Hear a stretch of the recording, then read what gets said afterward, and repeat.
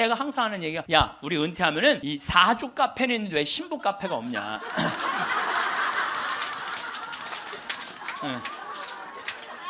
우리 신부 카페 하자. 신부 카페.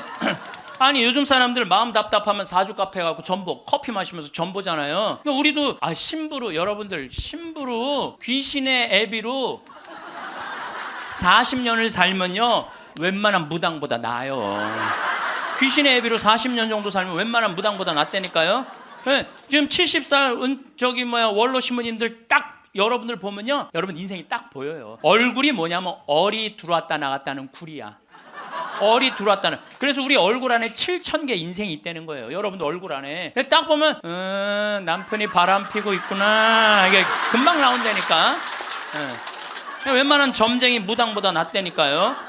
저도 본당 신부하면서 무당들 세례를 많이 줬어요. 무당들이 천신, 자기가 모시는 신기가 떨어지면요 천신을 찾아온다니까요. 그래서 내가 뭐 북도 태우고 막 이거 신물도 많이 태워주고 세례도 주고, 또 어떤 무당은 유방암이 걸렸는데 60한 7, 8쯤 됐는데 평생 이제 점을 봐준 거죠. 근데 이제 나한테 온 거예요. 이제 삶을 정리하고 하느님한테 귀의하고 싶다고. 살아온 얘기 다 들어주고, 그리고 이제 마지막에 이제 죽을 때 또 신부님 성가 소리 듣고 죽고 싶다고. 근데 쫓아가갖고 또 보니까 막 기다리고 있더라고요. 그래서 내가 막 성가 불러주니 그렇게 해서 돌아가셨어. 그러니까 내 품에 죽은 무당도 있다니까. 내 품에 죽은. 내가 웬만한 무당보다 낫지. 그리고 나보다 7살 많은 베네딕토 신부라는데 얼굴이 못생겼어요. 네. 형은 그 정신없이 왔다 갔다 하지 말고 주방에서 나오지 말고 거기서 나오지 말고 음식하고 음식. 네. 그 다음에 뭐 담배만 피우고 아무것도 안 하는 우리 마티아 신부, 너는 청소하고. 난 이제 이게 되니까 앉아서. 내가 장소도 다 봐뒀어요. 근데 요즘 길에 나가면 애들 하나도 없어요. 어딜 돌아다니는지. 누구만 돌아다니, 할머니 할아버지들만. 할머니가 길에 꽉 찼어. 또 할머니들이 어서 유모차 주사, 유모차를 밀고 온 세상을 다 다녀. 유모차를 밀고 온 세상을 다 다녀. 유모차를 밀고 무슨 뭐 놀이터, 슈퍼마켓. 그래서 여러분들 무슨 현상이 있느냐면요, 그 노인정 앞에 가보세요. 유모차가 10대씩 끝나고 나면 밀고 다 집에 가고. 이거 어떻게 할 거예요? 수녀님이 눈보라를 맞아갖고 산을 가는데 헤매다가 이제 오두막집을 발견한 거예요. 발견했는데 다행히 침대가 하나 있고 그 다음에 침낭이 있는 거야. 담요는 이제 바닥 옆에 있고. 그래서 신부님이, 수녀님 침대가 하나밖에 없으니까 나는 남자니까 수녀님은 침대에서 주무시고 나는 침낭에서 자겠다고. 그래갖고 이제 이렇게 이제 겨우 이제 그 어른 몸을 녹이고 신부님이 침낭에 이렇게 자꾸로 올리고 잘라 그러는데 수녀님이, 신부님 저 너무 추워요 그러는 거예요. 그래갖고 신부님 어떻게? 자꾸를 열고 다시 나가갖고 담요를 하나 이제 갖다가 이제 수녀님 덮어줬어. 수녀님 이제 따뜻할 거라고. 그래갖고 이제 다시 이제 들어와갖고 이제 침낭을 딱 이렇게 해갖고 좀 잠을 막 들어갈 때 수녀님이, 신부님 저 정말 추워요 그러는 거야. 짜증이 나는데 어떻게, 남자인데. 그래갖고 다시 이걸 열고 다시 담요를 하나 수녀님 수녀님 진짜 이제 따뜻할 거라고. 그래갖고 이제 겨우 잠을 일어나, 신부님 저 정말 추워요 그러는 거예요. 신부님이 딱 일어나서, 수녀님 사실은 여기 우리 둘밖에 없다. 아무도 우리 둘이 있는 거 모른다. 그러니까 수녀님 우리 부부처럼 오늘 밤을 좀 지내자. 그랬더니 수녀님 아우 좋아요 그랬어요. 수녀님이 아우 좋아요. 그래 아유 좋아요. 그래서 그럼 부부처럼 하는데 내가 지금부터 말을 좀 하겠다. 수녀님, 그 수녀님 말을 내가 빼겠다. 당신 자꾸 짜증나게 할 거야? 그 빌어먹을 담요 당신이 갖다 덮어. 나 잠 좀 자게 나도 좀. 여러분들, 부부가 이게 다정하게 이렇게 살다가 늙으면 좋은데 서로 맨날 짜증이 나느니 뭐 지겹대는 이런 소리 하면은요, 늙어서 한 집에 살아도요 있으나 마나요. 있으나 마나야. 하루 종일 혼자 텔레비. 이제 저녁에 며느리가, 어머니 식사하세요. 방문 땅땅 두들겼는데 또 이 시어머니 또 전기세 또 깜깜하게 꺼내. 째려보던 눈빛 그대로 파란 텔레비 불빛에 밥 먹으라고 이렇게 째려보면요 며느리가 심장이 땅땅 떨어지는 거예요. 사람은요 눈꼬리가 올라가지 이쁜 거야. 입꼬리가 올라가지 이쁜 거예요. 그래서 젊은 사람이 웃을 때 시원한 게 눈꼬리가 올라가고 입꼬리가 올라가서 시원한. 내가 이렇게 이렇게 젊은 사람은 눈에 확 띄어요. 눈꼬리 쫙 올라가고 입꼬리 올라가서. 또 나한테 강의 들어오면 그냥 와. 신부님한테 온다고 연필로 막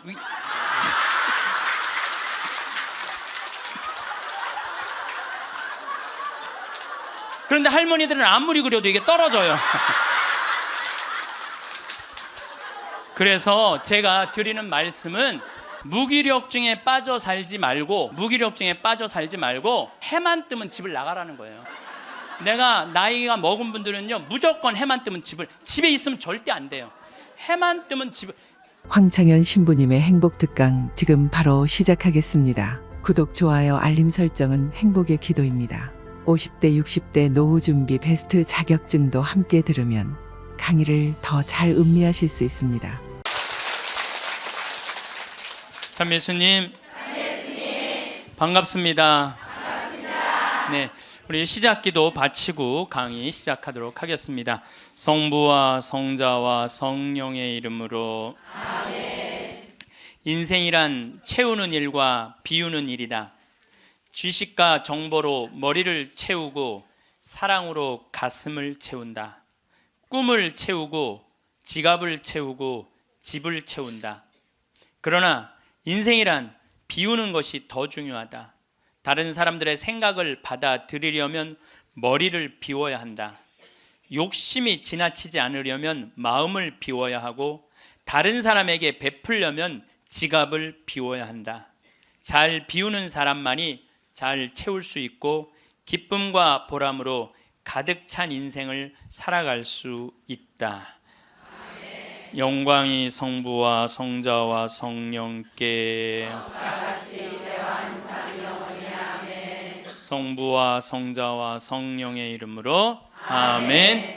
예, 제가 작년에 아프리카 잠비아 무프리나라는 지역을 다녀왔습니다. 이곳은 인구가 15,000명인데 에이즈 환자가 1,600명이에요. 여러분들 요새 에볼라 그러는데, 에볼라는 뭐 많이 걸려야 지금 한 10만 명 걸리는데 전 세계 에이즈 환자가 몇 명이냐면 3,500만 명이에요. 물론 이제 에이즈는 어느 정도 정복했다고 보는데, 어쨌든 아프리카는 아직도 에이즈 환자가 굉장히 많아요. 그 한 15,000명 사는데 인구가 한 1,600명이 에이즈에 걸려 있는 거예요. 그래서 수녀님들이, 그것도 우리나라 수녀님들이 이 에이즈 걸린 아이들이에요. 뭐 나이 먹은 사람은 이미 죽었고, 에이즈 걸린 아이들 이렇게 약도 대주고 영양제도 대주고 그럽니다.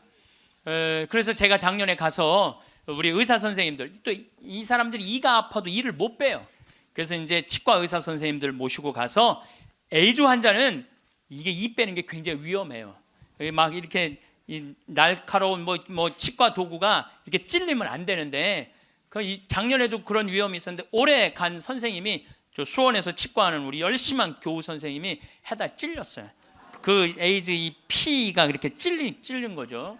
그래서 어쨌든 이제 뭐 의사 선생님들 모시고 와갖고 이도 빼주고 에이즈 아이들 영양제도 좀 대주고, 그러니까 엄마가 또 빨리 죽으니까 애들, 그 고아 아이들이 많은 거야. 근데 얘네들도 에이즈에 걸려갖고 나오는 거예요. 근데 얘네들이 5kg가 넘어야지 약을 먹는데 5kg가 안 돼. 3kg밖에 안 되는 거예요. 그래서 분유를 먹이면요, 일주일 만에 얘네들이 5kg가 돼요. 그리고 금방 쑥쑥 몸무게가 늘어요. 그래서 거기 보육시설에 가서 분유도 좀 이제 대주고, 그리고 돈이 없으니까 학교를 못 다니는, 초등학교를 못 다니는 아이들이 한 700명 정도 되는 거예요. 수녀님들이 그 아이들을 모아다가 공부를 가르치는데, 돈이 없으니까 책 12권을 가지고 한 명이 공부를 하는 거야. 그래서 필요한 게 뭐냐니까 책을 사달래. 그래갖고 가갖고 2명이 한 권을 볼 수 있도록 해줬어요. 근데 내가 간 결정적인 이유는, 나는 생태 마을을 꾸미니까 거기에 자카란다 농장이 있어요. 근데 농장이 80만 평이야. 80만 평. 80만 평인데 수녀님이 2만 평밖에 농사를 안 짓고 있는 거예요. 그래서 내가 수녀님한테 물어봤어요. 수녀님, 이거 농사 다 지면은 보육시설, 병원, 그 다음에 학교 다 운영할 수 있을 텐데 왜 2만 평밖에 못 꾸미고 있느냐? 그랬더니, 신부님, 우리는 맨손으로 농사 짓는다는 거예요. 포크레인도 없고 트랙터도 없고 경운기도 없어서. 여러분들, 맨손으로 농사 지면요, 한 사람이 1,000평 이상 못 져요. 얼마나 농사가 힘든데요. 내가 생태학교 운영했을 때 학생들 입학을 많이 해요. 막 20명, 30명. 내가 물어봐요. 생태학교에 왜 입학했습니까? 제가 이제 은퇴를 해서 예전에 땅을 한 4,000평 사둔 게 있는데, 그거 이제 농사 지으려고 농사 배우러 들어왔습니다. 그럼 한번 해봅시다. 그래갖고 이제 3월 한 달 동안 모종 내고 거름 뿌리고 막 해요. 한 달 지나고 나서 내가 다시 상담을 해요. 어떻게 농사 이제 한 4,000평 질만 하십니까? 그러니까 해보니까 이게 쉽지 않으네요. 한 1,000평 정도 할 수 있을 것 같아요. 그래요. 3월, 4월, 5월, 더운 이제 6월 이제 지나고 나서 학생들 여름 방학할 때 제가 물어봐요. 이제 한 몇 평이나 농사 질 수 있을 것 같으냐고. 그러니까 이분들이 하는 얘기가 한 10평 질 수 있을 것 같아요. 10평. 맨손으로 농사 짓는 게 진짜 힘들어요. 예. 근데 수녀님이 거기서 맨손으로 농사를 짓고 있는 거야. 그러니 포크레인도 없고 트랙터도 없고 경운기도 없다는 거야. 수녀님 얼마면 되겠냐가 2억이면 되겠대. 걱정하지 말아라. 내가 한국에 가서 2억 만들어서 보내주겠다. 내가 또 뻥이 또 엄청나게 세요. 내가 신학교 다닐 때 내 뻥이 저 별명이 뭐냐면 황뻥이었어. 황뻥. 일단 뻥을 쳐놓고 한국에 돌아와갖고 내가 강의 때 몇 번 얘기했어요. 평화방송에도 나가고 내가 여러분들 아프리카에 정말로 멋있는 일을 하고 싶은데 1,000만 원씩 20명만 도와주면 좋겠다. 여러분들 재산 5억 중에 10분의 1, 5천만 원은 내 거 아니라고 생각해야 된다. 그거는 어려운 이웃 도와주라고 하느님이 축복 준 거다. 나는 5천만 원까지 필요 없다. 그저 1,000만 원씩 20명만 난 도와주면 좋겠다 라고 얘기를 했는데 절에 다니는 분들, 교회 다니는 분들, 성당, 종파 초월이야. 뭐 성당 다니는 분들, 아무 데도 안 다니는 분들, 이런 분들이 돈을 보내주는데요. 3개월 만에 2억이 들어온 거예요. 난 너무너무 감사해요. 네. 그분들이 정말 큰 마음 먹고 평생 모은 거 내신 분들도 많더라고요. 또 한 분은 마장동에 있는 분은 그냥 500원짜리 1,000원짜리 다 모아 한 500만 원을 갖고 온 거예요. 그걸 그냥 드럼통에 싸갖고 와서 하여튼 감동적인 일이 너무 많았어요. 그런데 이제 2억이 딱 이제 3개월 만에 들어왔는데 2억 들어온지 모르고 계속 전화해갖고 돈 보내준다는 거야. 그래서 내가 전화 받아갖고 이제 2억 들어왔으니까 그만 보내셔도 된다고 이렇게 말을 할 수가 있어야지. 돈을 보내준다는데 계속 받았어요. 계속 받았는데 내가 요새 강의 때문에 책상에 못 앉아있는데 어젠가 그제 여기 평화방송 강의 준비한다고 밤 12시에 들어가는데 1,000만 원을 또 전주에서 어떤 분이 또 보냈더라고. 그것까지 합쳐서 들어온 돈이 7억 1,000만 원이 들어온 거야. 7억 1,000만 원. 아니 2억이면 되는데 7억이 들어오니까요 사람이 마음이 간사해지더라고요. 난 그래서 이걸 하면서 그 복지시설 사람들 이해가 되더라니까요. 그 돈 떼어먹는 사람들 이해가 되더라니까 이래서 떼어먹는구나. 어쨌든 내가 이제 포크레인 트랙터 경운기 사주기로 했으니까 그거 사주러 나갔어요. 나는 공투 조그만 걸 사주려고 갔는데 수현이 말을 바꾸는 거예요. 공투는 안 된다는 거예요. A10을 사달라는 큰 거. 왜냐하면 여기 개미산이 한 2,000개 있어요. 농장 안에.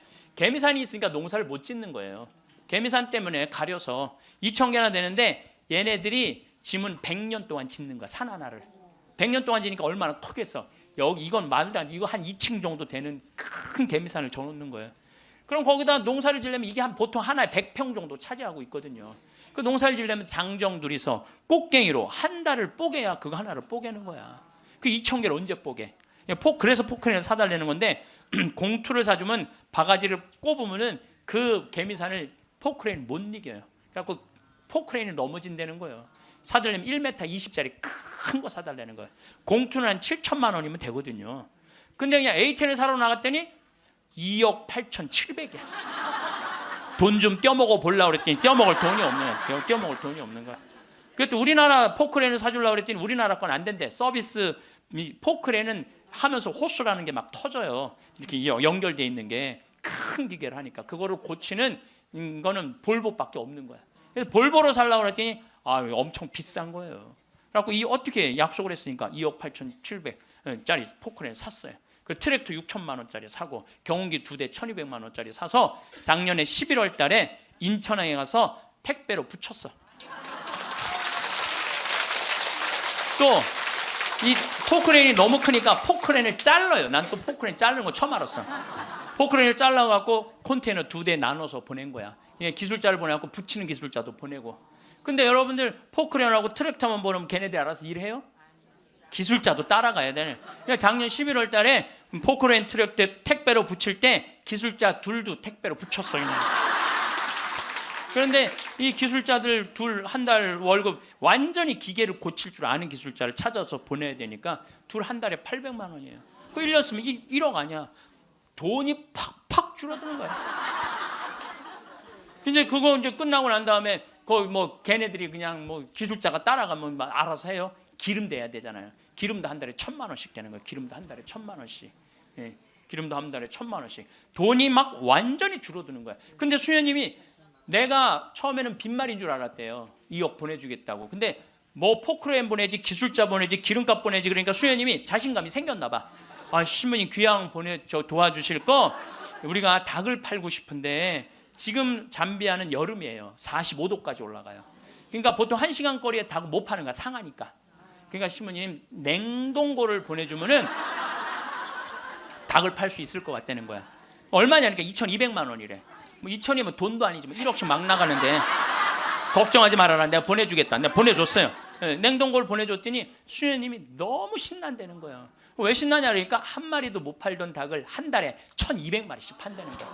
1,200마리씩. 그런데 수녀님이 또 전화를 해서 신부님 문제가 생겼다는 거야. 무슨 문제가 생겼냐니까 닭을 너무 많이 팔다 보니까 닭장이 모자라네. 닭장이. 닭장 줘달래. 닭장. 그래서 얼마면 되냐 그러니까 1억이면 된대. 좋다. 이제 들어온 돈이 다 나가게 생긴 거 이제. 좋다. 닭장 줘주겠다. 그래서 작년에 이제 벽돌 찍는 기계, 닭털 뽑는 기계 다 보내줘서 그래갖고 이번 여름에 대학생들 20명을 데리고 가서 닭장을 줘주고 왔어요. 내가 이번에 우리 대학생들 20명을 데려와서 너무너무 놀랐어요. 왜냐하면 엄마들이 얘네들 문제 있어서 얘네들 고생시킨다고 보냈는데 걔네들이 가서 일하는 걸 보는데요. 너무 잘하는 거예요. 너무 즐겁게. 그러니까 걔네들은 다 내가 보니까 몸으로 살 놈들을 머리로 살라고 그러니까 걔네들이 힘든 몸으로 사냐 얼마나 너무너무. 그래서 얘네들이 닭장 다 지어주고 닦아놓은 땅이 10만 평이야. 10만 평.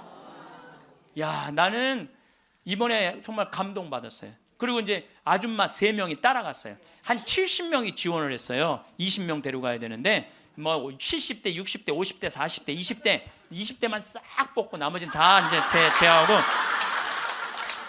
60대 아줌마 셋만 모시고 갔어요. 지원한 분들. 왜 모시고 갔겠어요? 밥 해주는 거. 밥 해주는 거. 근데 그 3분도 음식을 너무너무 맛있게 잘하더라고요. 하여튼 이번에 근데 이제 그것만 한다고 되는 게 아니잖아요. 그 닭장은 기술이 필요하거든요. 그래서 이제 우리 생태마을에 그 집을 져주는 신자도 아니야. 그냥 산적같이 수염 이렇게 막 이런 사람한테 그 김 사장한테 당신 내가 한 달 월급 줄 테니 아프리카에서 닭장 져주고 오는데 기술자가 필요하니까 가서 닭장 지러 가자. 그랬더니 이분이 하는 말이 신부님 무슨 말을 그렇게 하느냐고. 나도 저 친구들도 저렇게 한 달 봉사로 가는데 나도 가서 돈 안 받고 자원으로 하겠다는 거야. 그러니까 예수님이 주님 한다고 다 천국에 가는 게 아니다. 내 말을 실천하는 사람이라야 천국에 간다는 말. 나 그 김 사장을 보면서 그런 생각이 들더라고요. 가서 그러니까 이번 여름에 저도 이제 가서 싹 져주고 왔어요. 그랬더니 수녀님이 신부님 도대체 우리한테 왜 이러는 거냐는 거예요. 나 그 수녀님들 본 적이 없거든요. 근데 작년에 내가 가서 그 수녀님들을 보고 감동을 받은 거예요. 왜? 수녀님 10분이 잠비아에 가서 16년 동안 한국 수녀님들이 그들을 위해서 사는 거야. 그냥 뭐 샤워를 한번 하려고 그러면 물도 안 나와요. 그리고 여러분들 잠비아가 더운 게 아니에요. 6, 7월 달은요 추워요. 파카 입고 다녀야 돼요. 털옷 입고 다녀야 돼. 근데 샤워를 한번 해보려고 그러면 물이 그냥 나오다가 그냥 비는 물이 같이 떨어져. 멈추고. 그렇게 불편한 데를 수녀님 10분이 16년 동안 수녀님 38살 먹은 나탈리아라는 수녀님은 가자마자 말라리아 그래서 죽었어 또. 그냥 내가 무덤에 가봤더니 사진을 이렇게 해놨는데 예쁘게 생겼더라고 또. 참. 그러니까 옆에 동료 수녀님이 죽어가는데도 불구하고 이 수녀님들이 그들을 위해서 16년 동안 살았으니 이건 수녀님으로 안 보이는 거야. 작은 예수님으로 보이는 거야. 내가 이분들을 도와주지 않으면 나중에 큰 예수님한테 혼나겠다는 생각이 들더라고. 그래서 수녀님이 신부님 우리한테 도대체 왜 이러느냐고 그러길래 내가 한마디 했어. 수녀님 무슨 말을 그렇게 섭섭하게 하느냐고. 같은 업종에서 일을 하면서 무슨 말을 이렇게 섭섭하게 하느냐고. 수녀님도 하느님이라고 나도 하느님이라는데 내가 수녀님 도와주는 거 당연한 거 아니냐고. 그랬더니 수녀님이 또 전화를 해서 신부님 추장이 만나진다는 거예요. 무슨 추장이 많냐? 아직도 잠비한 추장이 많대요. 근데 추장 한 분이 천주교 신자 추장이래요. 거긴 한 20%가 천주교 신자들 잠비하는. 근데 그 추장이 땅이 6억 평이 있대. 6억 평이 있대. 6억 평이. 그래서 수녀님 좋은 일 한다고 500헥타를 준다는 거예요. 그러니까 우리나라 150만 평, 450만 제곱미터 엄청난 큰 걸 준다는 거예요. 신부님이 어떻게 할까요? 전화를 했어요. 수녀님 그거 일단 받아두라고 그거.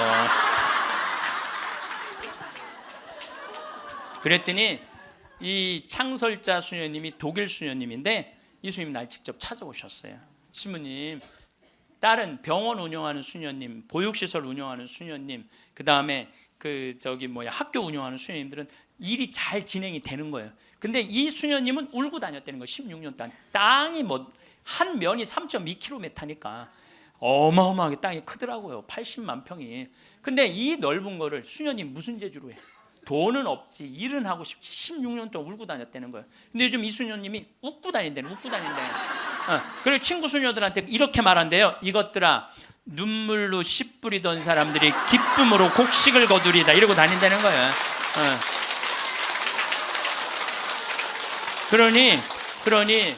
그러니 신부님, 이건 자기네들은 하기가 쉽지 않다는 거예요. 신부님은 나는 또 그쪽으로 공부도 했고, 그러니 신부님 귀향 시작을 했으니 완성을 좀 해달라고. 그러니까 난 또 80만 평 완성하려면은 70살까지 일이 기다리고 있는 거야.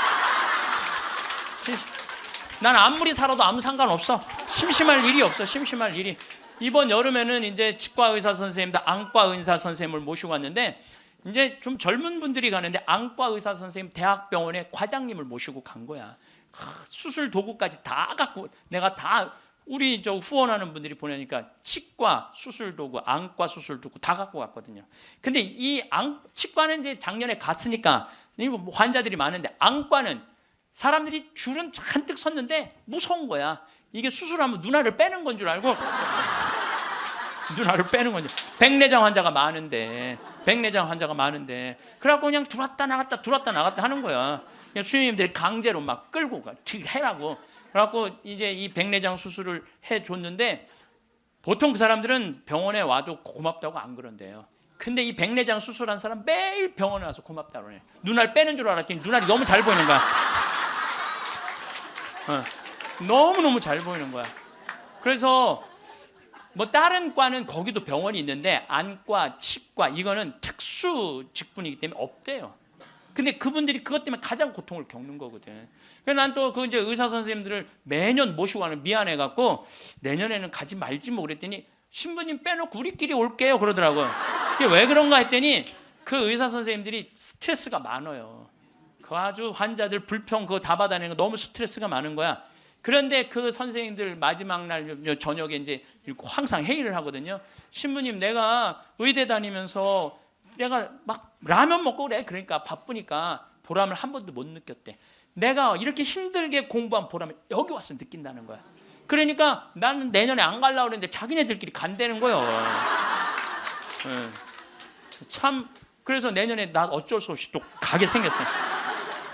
내년 여름에. 근데 이제 10만 평을 닦아놨는데, 거기도 지금 지구 온난화 때문에 굉장히 11월 시작하면서부터 우기가 시작됐는데 빈님이 안 오신 거예요. 그래갖고 보름 동안 안 오는데 지지난주부터 빈님이 오기 시작을 했다는 거야. 수녀님이 내가 이제 이양기라고 땅이 넓으니까 다 보내줬어요. 그 편지가 어제 왔어. 보니까 신부님 뿌렸는데 지금 비가 오시는데 옥수수가 대가 올라오기 시작한다는. 10만 평에. 나는 그게 내 것도 아니고 그 프란치스코 전교 수녀회 건데도 나는 내 게 아니잖아요. 그게 그 수녀님들 도와주러 간 거니까. 그런데도 그거 생각하면 너무 행복해요.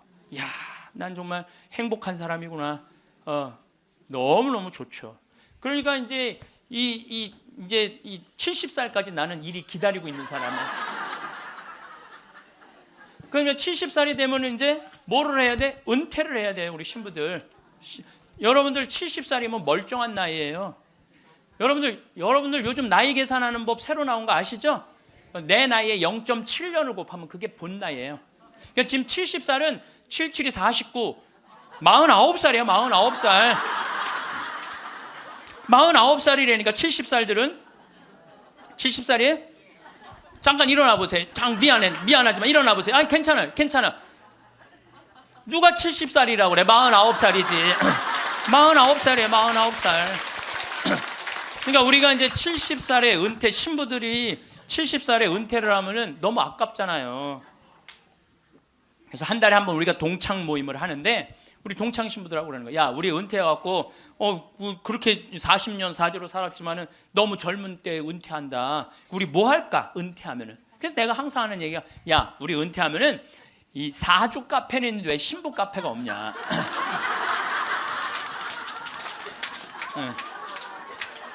우리 신부 카페 하자. 신부 카페.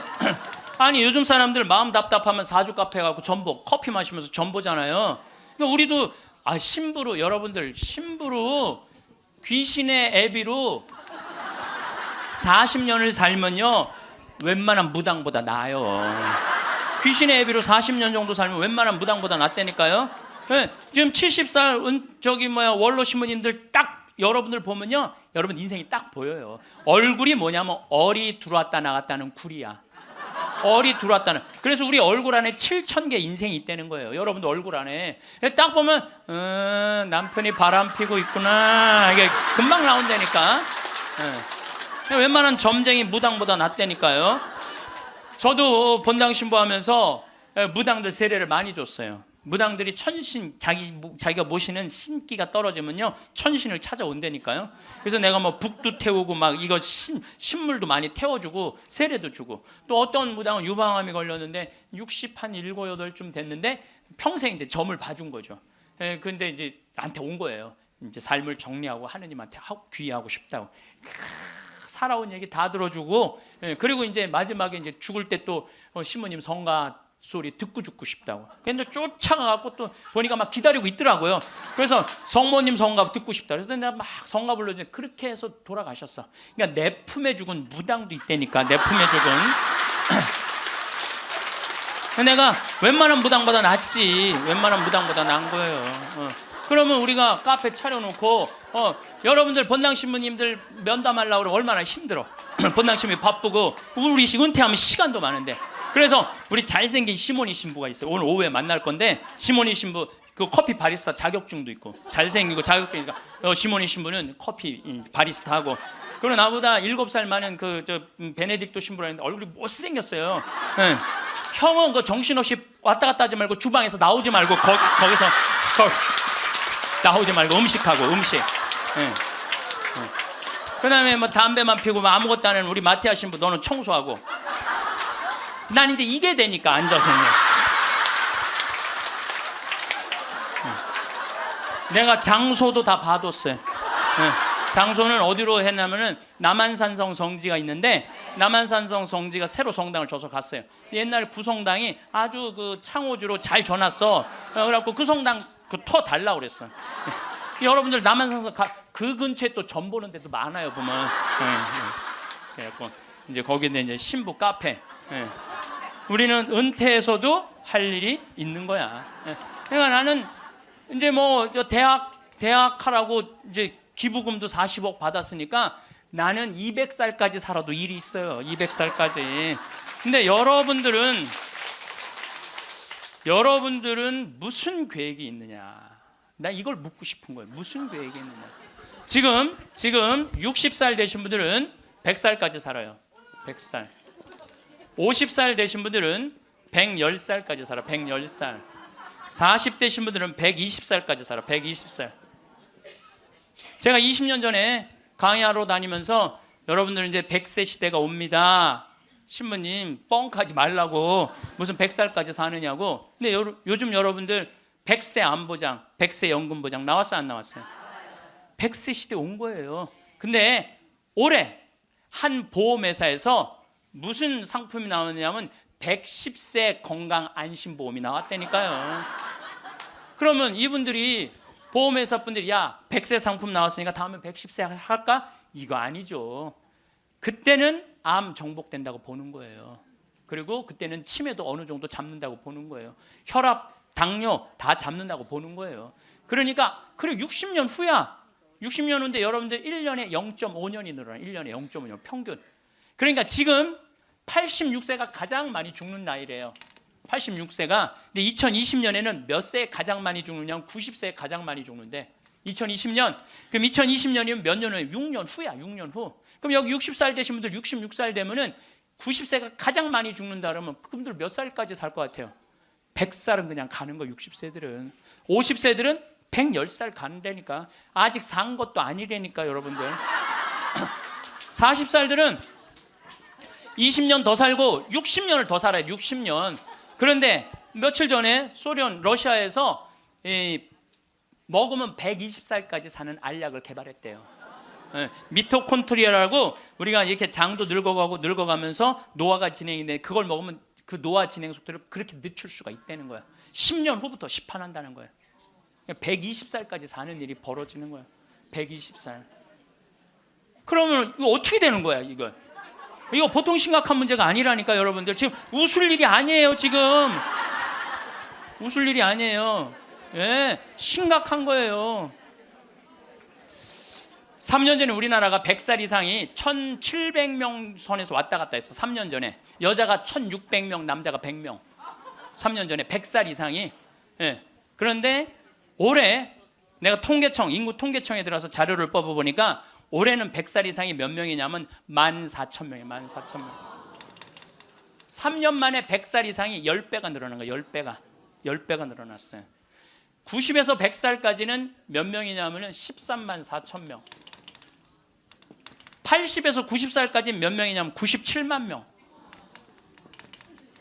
그 다음에 60에서 70살까지는 270만 명. 그래서 65세 이상이 몇 명이냐면 정확하게 49만 명인데 650만 명이에요. 650만. 65세 이상이 650만 명. 초등학교 애들이 270만 명. 270만 명. 그러니까 초등학교 애 하나에 할머니 셋이에요. 지금 그런 세상이 됐다니까요. 우리는 어렸을 때 길에 나가보면요, 애들이 바글바글했어요. 구슬치기, 딱지치기, 담방구, 자치기. 낮에만 그렇게 돌아다녀서 밤에 깡통 돌리게 해보면 온 놈들이 다 깡통 돌리고 다녔어요. 근데 요즘 길에 나가면 애들 하나도 없어요. 어딜 돌아다니는지. 누구만 돌아다니, 할머니, 할아버지들만. 할머니가 길에 꽉 찼어. 또 할머니들이 어서 유모차 주사, 유모차를 밀고 온 세상을 다 다녀. 유모차를 밀고 온 세상을 다 다녀. 유모차를 밀고. 무슨 뭐 놀이터, 슈퍼마켓. 그래서 여러분들 무슨 현상이 있느냐면요. 무슨 현상이 있느냐면은 그 노인정 앞에 가보세요. 유모차가 10대씩 끝나고 나면 밀고 다 집에 가고. 이거 어떻게 할 거예요?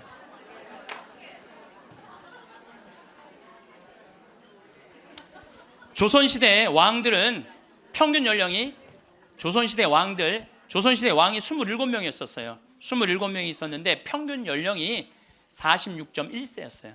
왕들이 길게 살아야 46.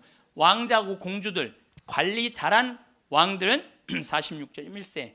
관리 잘 안 하고 왕자도 큰 왕자들 있잖아요. 왕 못된 왕자들. 그거 평균 나이라면 36세야. 평민들은 조선시대 35세. 평균 나이 35세. 그때는요, 아무 문제가 없었어요. 그때는 35세.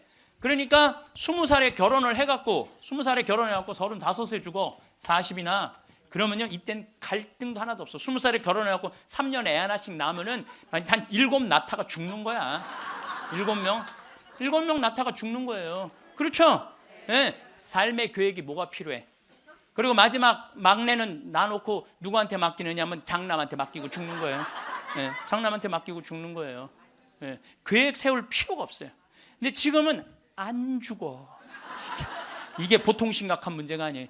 이게 안 죽는 바람에 모든 문제가 다 생기는 거야. 안 죽는 바람에. 여러분 요즘 연금 얘기 참 많이 나오죠? 연금 공무원들이 20년 의무로 내면은 그 다음부터는 받아 먹을 수 있는 거예요. 그럼 20년 냈으면은 20년만 받아 먹어야지. 120살까지는 몇 년 받아 먹을 것 같아요? 60년 받아 먹는 60년. 여러분들 나라 망할 것 같아요? 안 망할 것 같아요? 망하게 돼 있어요. 이거는 불보듯 뻔한 거예요. 뭐 그리스, 스페인 그래서 망한 거예요. 그래갖고 좀 나라 이제 자식들을 위해서 좀 후손들을 위해서 연금 좀 깎자고 지금 국회에서 정부에서 그러는 거 아니에요? 계산 뻔히 나오니까 그 연금 깎자고 그랬더니 깎으려는 연금을 안 깎고 머리 깎고 안 된다고 그냥.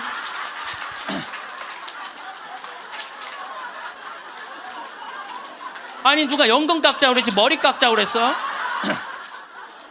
그런데 여러분들 이게요, 이게 웃지도 울지도 못할 일이에요.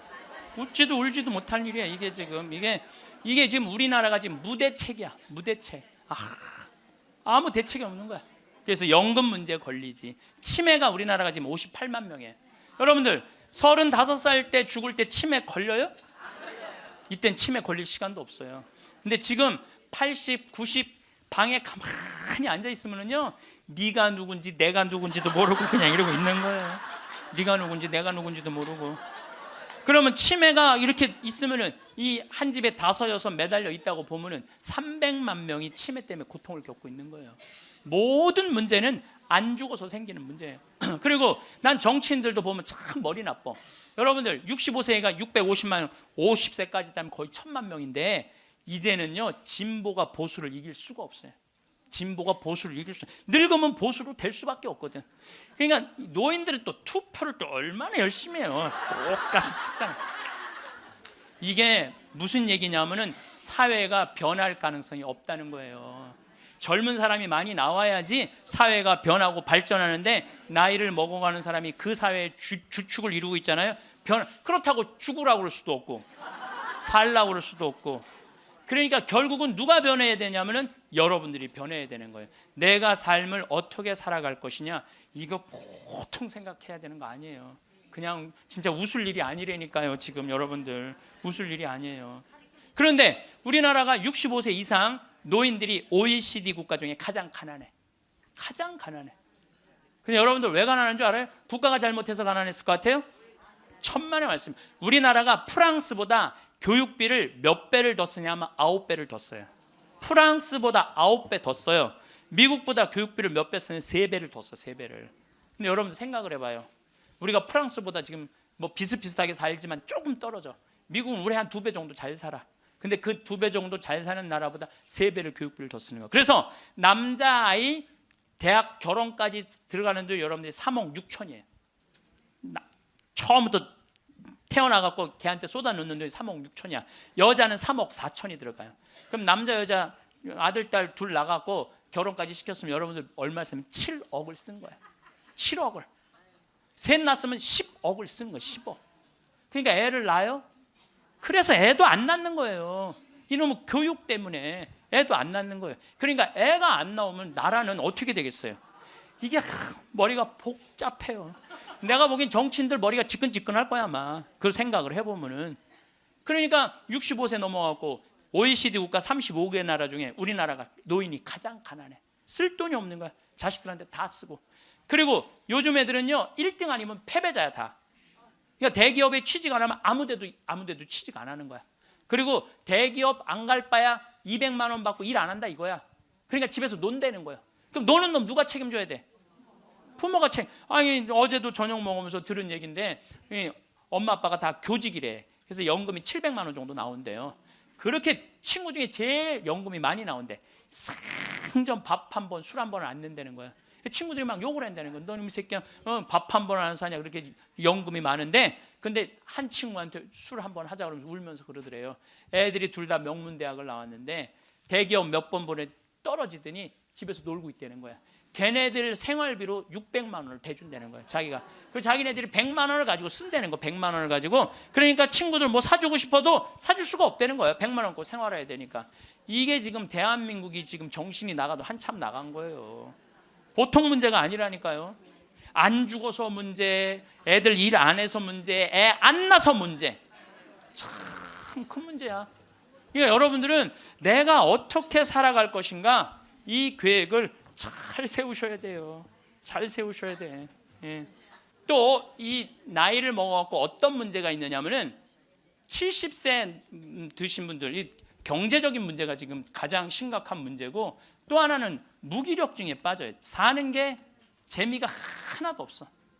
돈이 있어야지 어디 돌아다니까. 돈이 있어야지.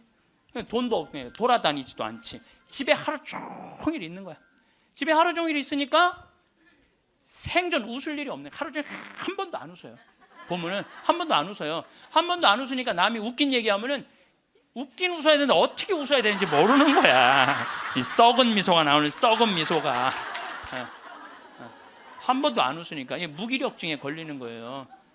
그러니까 70살 넘으면 웃기라도 해야 되는데 안 웃고 가만히 있으면 눈두덩 쳐져요, 안 쳐져? 눈두덩, 눈가 쳐지고 볼 쳐지고 입가 쳐지고 소파에 앉아고 가만히 텔레비 보고 있으면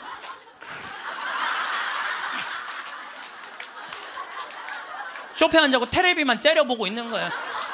아니 텔레비가 뭘 잘못했다고? KBS 한번 째려보고 MBC 한번 째려보고 SBS 한번 째려보고 평화방송 한번 평화방송 볼 때 더 째려봐. 저 무슨 얘기하는 건가?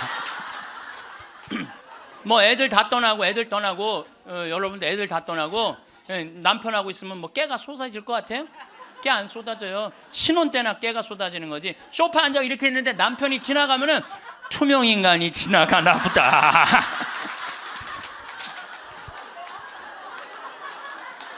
그 사는 게 재미가 하나도 없는 거예요. 그 어떤 신부님하고 수녀님이 눈보라를 맞아갖고 산을 가는데 헤매다가 이제 오두막집을 발견한 거예요. 발견했는데 다행히 침대가 하나 있고 그 다음에 침낭이 있는 거야. 담요는 이제 바닥 옆에 있고 그래서 신부님이 수녀님 침대가 하나밖에 없으니까 나는 남자니까 수녀님은 침대에서 주무시고 나는 침낭에서 자겠다고. 그래갖고 이제 이렇게 이제 겨우 이제 그 어른 몸을 녹이고 신부님이 침낭에 이렇게 자꾸로 올리고 잘라 그러는데 수녀님이 신부님 저 너무 추워요 그러는 거예요. 그래갖고 신부님 어떻게 해? 자꾸를 열고 다시 나가갖고 담요를 하나 이제 갔다가 이제 수녀님 덮어줬어. 수녀님 이제 따뜻할 거라고. 그래갖고 이제 다시 이제 들어와갖고 이제 침낭을 딱 이렇게 해갖고 좀 잠을 막 들어갈 때 수녀님이 신부님 저 정말 추워요 그러는 거예요. 짜증이 나는데 어떻게 해? 남자인데. 그래갖고 다시 이걸 열고 다시 담요를 하나 수녀님 덮. 수녀님 진짜 이제 따뜻할 거라고. 그래갖고 이제 겨우 잠을 일어나. 신부님 저 정말 추워요 그러는 거예요. 신부님이 딱 일어나서 수녀님 사실은 여기 우리 둘밖에 없다. 아무도 우리 둘이 있는 거 모른다. 그러니까 수녀님 우리 부부처럼 오늘 밤을 좀 지내자. 그랬더니 수녀님 아우 좋아요 그랬어요. 수녀님이 아우 좋아요. 아유 좋아요. 그래서 그럼 부부처럼 하는데 내가 지금부터 말을 좀 하겠다. 수녀님 그 수녀님 말을 내가 빼겠다. 당신 자꾸 짜증나게 할 거야? 그 빌어먹을 담요 당신이 갖다 덮어. 나 잠 좀 자게 나도 좀. 여러분들 부부가 이게 다정하게 이렇게 살다가 늙으면 좋은데 서로 맨날 짜증이 나느니 뭐 지겹대느니 이런 소리 하면은요 늙어서 한 집에 살아도요 있으나 마나요. 있으나 마나야. 하루 종일 혼자 텔레비. 이제 저녁에 며느리가 어머니 식사하세요. 방문 땅땅 두들겼는데 또 이 시어머니 또 전기세 또 불은 깜깜하게 꺼내. 째려보던 눈빛 그대로 파란 텔레비 불빛에 밥 먹으라고 이렇게 째려보면요 며느리가 심장이 땅땅 떨어지는 거예요. 사람은요 눈꼬리가 올라가지 이쁜 거야. 입꼬리가 올라가지 이쁜 거예요. 그래서 젊은 사람이 웃을 때 시원한 게 눈꼬리가 올라가고 입꼬리가 올라가서 시원한 거예요. 내가 이렇게 젊은 사람은 눈에 확 띄어요. 눈꼬리 쫙 올라가고 입꼬리 올라가서. 또 나한테 강의 들어오면 그냥 와. 신부님한테 온다고 연필로 막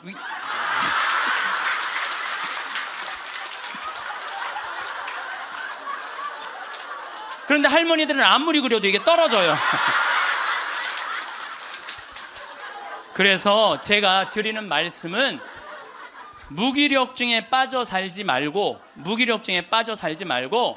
해만 뜨면 집을 나가라는 거예요. 내가 나이가 먹은 분들은요 무조건 해만 뜨면 집에 있으면 절대 안 돼요. 해만 뜨면 그리고 나이 70살 80살 넘어서 집을 나가주는 게 예의야. 예의. 집에 있으면 안 된다니까요. 그리고 가끔 1박 2일씩 사라져주는 것도 예의에 사라져주는 거. 강원도 평창 생태마을로 사라져주는 게 예의라니까.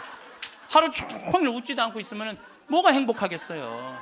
그러니까 할머니들 오늘 65세가 넘어갔고 나는 해 뜨자마자 나왔다, 여기 나왔다. 한번 손 들어보세요. 내가 늘 말하지만 이 처녀들이 슬기로운 처녀들이라니까. 이 처녀들이 슬기로운 처녀들인 거예요. 그래서 신부님 돈이 있어야지 나가 돌아다니죠. 집 잡혀라. 집을 잡혀라. 그래서 집 잡혀서 경복궁도 가고 덕수궁도 가고 온양온천도 가고 춘천도 가고 맛있는 것도 사 먹고 친구들하고 어울려서 평창 생태마을도 오고 돌아다닐 수 있을 때까지 돌아다니는 거예요. 그래갖고 집 잡혀갖고 돌아다닐 수 있을 때까지 다니는 할머니들은 죽을 때 어떻게 죽는지 아세요? 아니에요. 그건 아니고 씩 웃고 죽는 것도 죽는 거지만은 돌아다닐 수 있을 때까지 돌아다니는 할머니들은 죽을 때 어떻게 죽느냐면 지쳐서 죽어요. 지쳐서.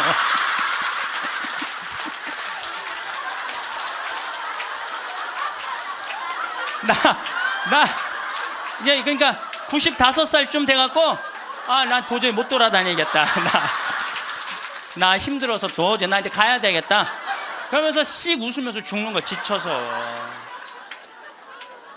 근데 어떤 사람들이 사람을 미치게 만드느냐면 돈 쓰는 거 무서워갖고 뒷방에 가만히 앉아 있는 거예요.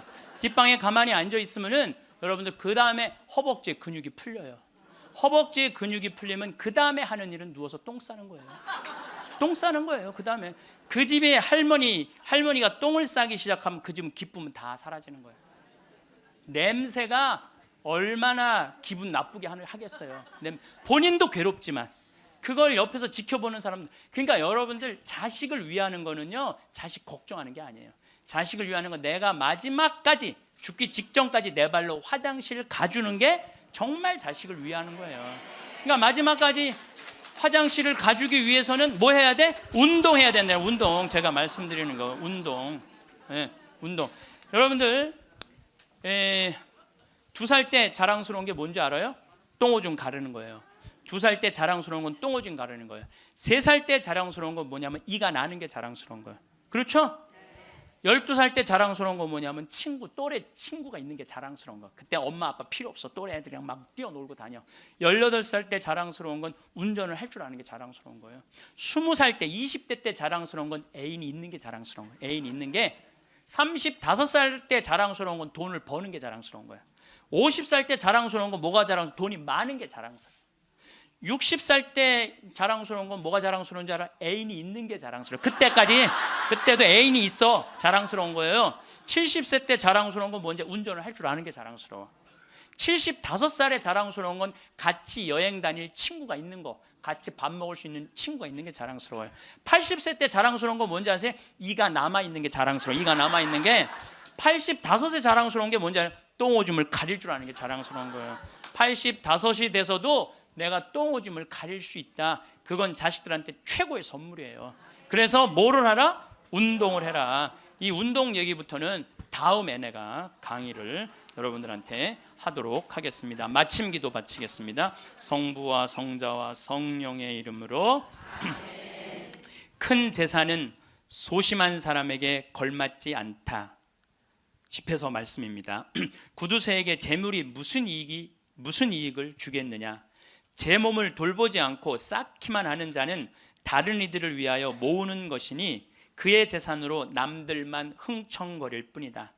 자신에게 악한 자가 누구에게 관대하겠느냐? 그는 자기 재산도 즐기지 못한다. 자신에게 인색한 자보다 더 악한 자는 없다. 그것이 바로 자신의 사악함에 대한 보상이다. 욕심이 많은 자의 눈은 제 몫으로 만족할 줄 모르고 몹쓸 부리는 영혼을 메마르게 한다. 구두쇠는 음식을 아까워하며 그의 밥상에는 음식이 모자란다. 영광이 성부와 성자와 성령께. 성부와 성자와 성령의 이름으로. 감사합니다. 여러분은 은퇴를 하고 어떤 삶을 살고 싶으신가요? 혹시 은퇴를 하셨다면 어떤 일을 하고 계신가요? 안녕하세요. 고요한 밤입니다. 오늘은 많은 분들이 공감하실 만한 은퇴 후의 일자리에 대해서 한번 이야기해 보려고 합니다. 오늘 영상 끝까지 보시면 은퇴 후 많은 분들이 어떻게 지내고 계시는지 그리고 어떤 일들이 쏠쏠하게 돈도 벌면서 재미도 있을 수 있는지 알게 되실 것입니다. 그럼 끝까지 집중해 주세요. 평생을 열심히 가정과 사회를 위해 일한 뒤 은퇴를 하면 많은 분들이 진심 어린 축하를 보내곤 합니다. 오랜 기간 일해온 스스로가 자랑스럽기도 하죠. 그런데 그거 아시나요? 많은 사람들이 은퇴 후 50대, 60대에도 다시 일을 하고 싶다는 말을 한다고 합니다. 흔히 삼식이라고 부르지요. 집에서 한 끼도 안 먹으면 영식님, 한 끼 먹으면 일식시, 두 끼 먹으면 이식이, 세 끼를 다 먹으면 삼식이 놈이라는 말이 있습니다. 평생을 일했는데도 집에서 세 끼 다 먹으면 환영받지 못한다는 얘기이죠. 일해온 것이 고맙지 않다는 게 아니라 부부 사이라는 게 그렇지 않습니까?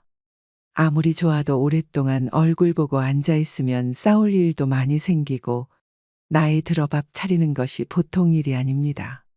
그래서 아내 눈치 본다고 일부러 일이 없어도 밖으로 나가시는 남편분들이 조금이라도 일을 하고 싶다고 하십니다. 그런데 이게 꼭 남자에게만 해당되는 것도 아닙니다. 성별에 관계없이 그리고 꼭 큰 돈이 되지 않더라도 일을 하고 싶다는 분들이 계시죠. 왜 그런지 아시나요? 바로 은퇴 후에도 일을 하는 것이 자신의 건강한 삶과 자존감에 큰 도움이 되기 때문입니다. 직장 다닐 때는 하루가 멀다 하고 너무 바빠서 그냥 집에서 평생 쉬고 싶다는 분들이 많지요. 요즘 젊은이들 말로는 40까지 바짝 벌어서 은퇴하고 싶은 사람들을 파이어족이라고 부른다고 합니다. 그런데 막상 은퇴하고 집에서 쉬면 쉬는 것도 하루 이틀이지 금세 좀이 쑤시기 마련입니다. 쉰다고 쉬는데 집에 계속 있다 보면 뭐라고 할까요? 에너지와 기운이 고여 있는 것 같고 내가 점점 더 쓸모없는 기분이 들 때도 있습니다. 그렇게 마음이 지루하고 심심하면 왠지 몸도 더 굳는 것 같고 병도 들게 되지요. 쉬면 모든 것이 괜찮아야 하는데 오히려 몸과 마음이 늙고 지쳐가는 것입니다. 이럴 때 필요한 것이 놀랍게도 은퇴 후 일자리라고 하시는데요.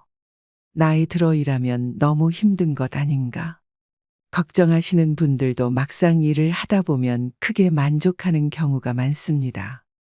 몸도 오히려 건강해지고 정신도 생기가 돌기 때문이죠. 어느 유명한 철학자가 노동이 인간의 본질이라는 말을 왜 했는지 알 것 같다는 생각이 들곤 합니다. 그래서 이제부터는 은퇴 후에 하면 좋은 일자리 6가지를 소개해 드리려고 합니다.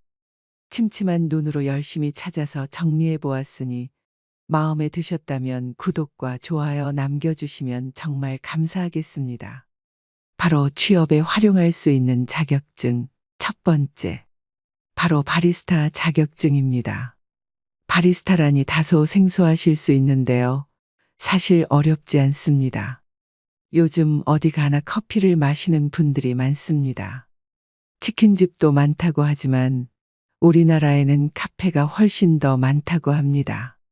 예전에는 다방커피나 마실 줄 알았던 저 같은 사람도 종종 친구들과 맥도날드 같은 곳에서 원두 커피를 마셔보게 되었는데요. 갈수록 커피 맛의 은은한 향과 맛에 익숙해지고 그 매력을 알아가는 것 같습니다.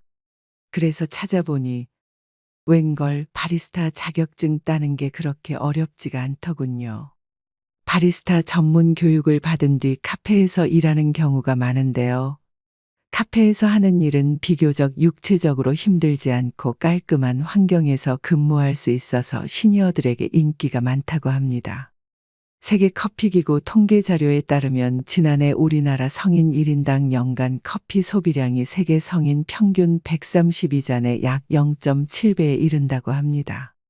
세계 6위에 해당하는 수치입니다. 이렇듯 커피 시장이 활성화되면서 중장년 바리스타에 대한 인식도 긍정적으로 변하고 있습니다. 커피 관련 자격증도 200여 개나 등록되어 있을 정도로 관심이 많이 높아졌습니다.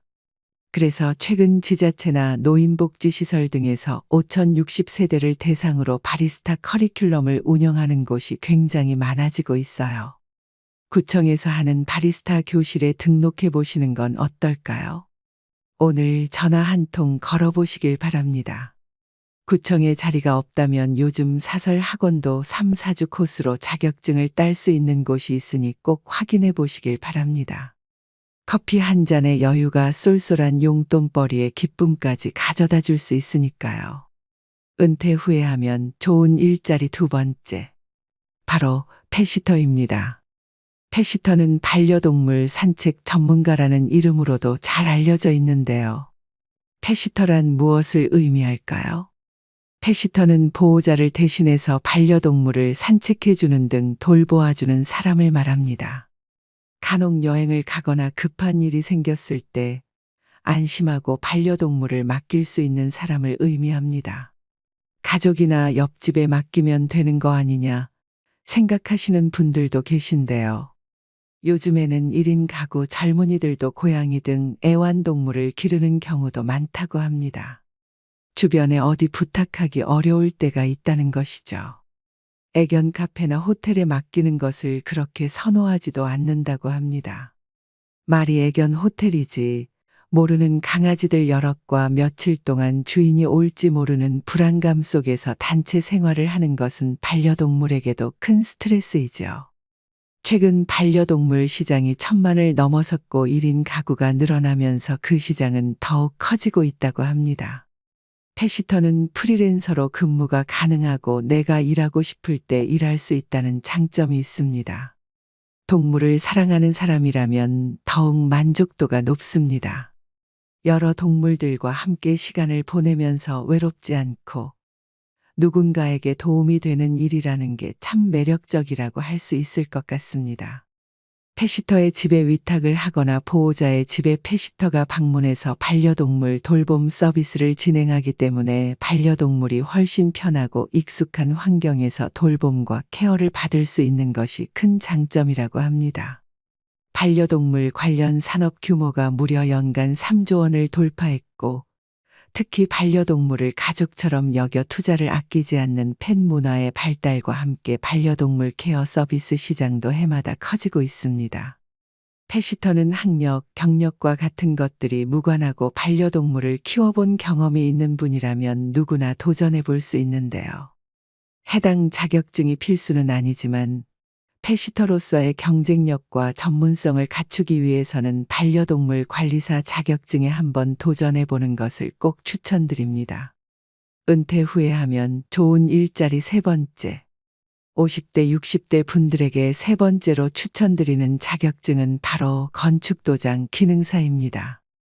생소하지 않으신가요? 그런 게 정상입니다. 그러나 건축도장 기능사는 그 이름이 낯선 것보다는 생각보다 우리 주변에 꼭 필요하고 자주 있는 직업인데요.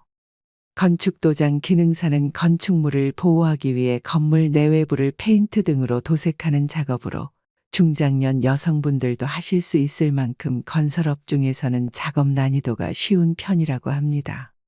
그래서인가요? 50대 이상 여성의 취득률이 2위로 선정될 만큼 시니어 일자리로 선호하는 자격증입니다. 그렇다면 건축도장 기능사가 되려면 어떻게 해야 할까요? 건축도장 기능사는 필기는 없고 실기 시험만 진행됩니다. 응시 자격에는 제한이 없으며 시험 일정은 1년에 총 4번이 있다고 합니다. 실기 100점 만점에 60점 이상 취득 시 합격인데 합격률은 약 60%에 가까운 편으로 높은 편에 속합니다. 준비만 꼼꼼히 하시면 한 번에 무난히 붙을 수 있는 자격증입니다. 실기의 경우 실제 재료를 가지고 도장 연습을 하는 것이 무엇보다 중요한데요. 물론 유튜브 등으로 독학하여 준비하시는 대단한 분들도 있습니다. 그렇지만 아무래도 사설 학원에서 공부하시는 것이 훨씬 많은 도움을 받을 수 있습니다. 그런데 생각보다 많이 드는 비용에 깜짝 놀랄 수 있습니다.